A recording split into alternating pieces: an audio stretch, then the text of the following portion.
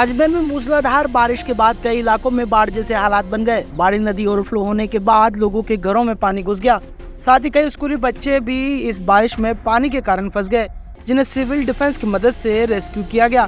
अजमेर में सुबह हुई मूसलाधार बारिश के बाद फैसागर झील से लगातार पानी के आने के कारण बाड़ी नदी अपने उफान पर थी, जिसके कारण defence colony, BK Kolnagar, Kotda, Mittal चौराहा, कई कॉलोनियां, हाथीखेड़ा और रामनगर की कई कॉलोनियां जलमग्न हो गई। लगातार पानी की आवक के कारण स्थिति बिगड़ती नजर आई, लेकिन प्रशासन की ओर से इस पर कोई एक्शन तुरंत नहीं लिया गया, जिसके कारण लोगों में नाराजगी भी देखने को मिली। बारिश के बहाव अचानक होने के कारण लोगों के सामने समस्या खड़ी हो गई। फिलहाल इस समस्या को लेकर स्थानीय लोगों ने अपनी नाराजगी व्यक्त की और जल्द समाधान की मांग की गई है, जिससे कि हालातों को सुधारा जा सके। भैया किस जगह के हालात हैं ये अजमेर रिहायशी कॉलोनी ज्ञान विहार कॉलोनी की हालात है और ज्ञान विहार गेट आपके सामने है। बाड़ी नदी उफान पर है, लेकिन प्रशासन ने अभी भी बाढ़ की घोषित नहीं करी। मेरा बच्चा जिसकी छुट्टी 1 बजे होती है, अभी 3:30 हो गई, वो फंसा हुआ बाढ़ में। प्रशासन कोई कानों के में जुए नहीं रेंग रही, ना ही विधायक साहब की जुए रेंग रही कानों में कि प्रशासन को अलर्ट करे और जो स्कूल के बच्चे छात्र जितने भी फंसे हुए हैं उनको प्रशासन द्वारा अपने घर पहुँचाया जाए। लेकिन मैं यहाँ 2 घंटे हो गए, पिछले 2 घंटे से इंतजार कर रहा हूँ मेरे बेटे को लाने के लिए, लेकिन ला नहीं पा रहा और बाढ़ से बड़ी हालत ख़राब हो रखी है। अभी तक कोई प्रशासन का कोई व्यक्ति या कोई पुलिसकर्मी नहीं दिखा, न ही प्रशासन का व्यक्ति दिखा। यहाँ पुलिया है जो कि देने की कागार पर है, कच्ची हो गई है, लेकिन वाहन जा रहे हैं। प्रशासन को अलर्ट फ़ोन भी कर दिया, मैंने थाने में भी फ़ोन करा, लेकिन अभी तक ना कोई थाने की गाड़ी आई, ना कलेक्टर द्वारा कोई आदेश जारी हुए, ना ही विधायक साहब ने अभी तक इस पर कोई एक्शन लिया। यहाँ देखने वालों की भी भीड़ लगी है, किस तरीके का संदेश देना चाहते हैं आप? देखने वालों पर संदेश यही देना चाहूँगा, अभी वहाँ जहाँ नाला है वहाँ पर दीवारों पर खड़े हो रहे हैं और दीवार कच्ची हो गई है, तो पब्लिक को कहना चाहूँगा जहाँ भी पानी बह रहा है वहाँ नहीं जाएँ, क्योंकि पानी अपना रास्ता अपने आप बनाती है और पानी के बहाव में बह जाएंगे तो बचाने वाला कोई नहीं रहेगा। जी भैया, कौन सी जगह खड़े हैं और किस तरीके के हालात हैं यहाँ? अभी हम खड़े हैं रीजनल कॉलेज चौराहे पे, मित्तल अस्पताल के पास में।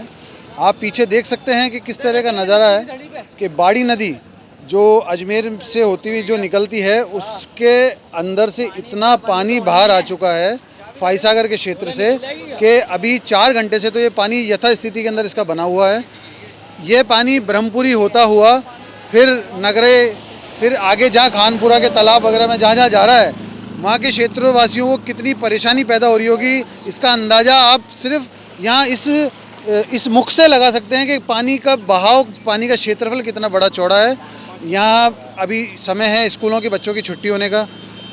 बच्चों को ट्रैक्टरों में बैठा करके, बच्चों को बड़ी बड़ी गाड़ियों में बैठा करके, ट्रकों में बैठा करके उनके गंतव्य तक पहुँचा रहे हैं।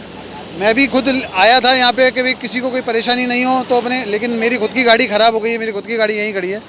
और प्रशासन को पूरा जितना भी प्रशासन है उनसे हाथ जोड़ के निवेदन है कि रोड पे आ जाएं, इसको देखें इस जगह को, और इसका जहाँ तक सुधार हो सके उसका सुधार करें। आना सागर का जो क्षेत्रफल है उसके ऊपर ध्यान देना बहुत ज़रूरी है, क्योंकि क्षेत्रफल हो चुका है छोटा। पानी की आवक वही है जो आज से 50 साल पहले थी, 25 साल पहले थी, 10 साल पहले थी।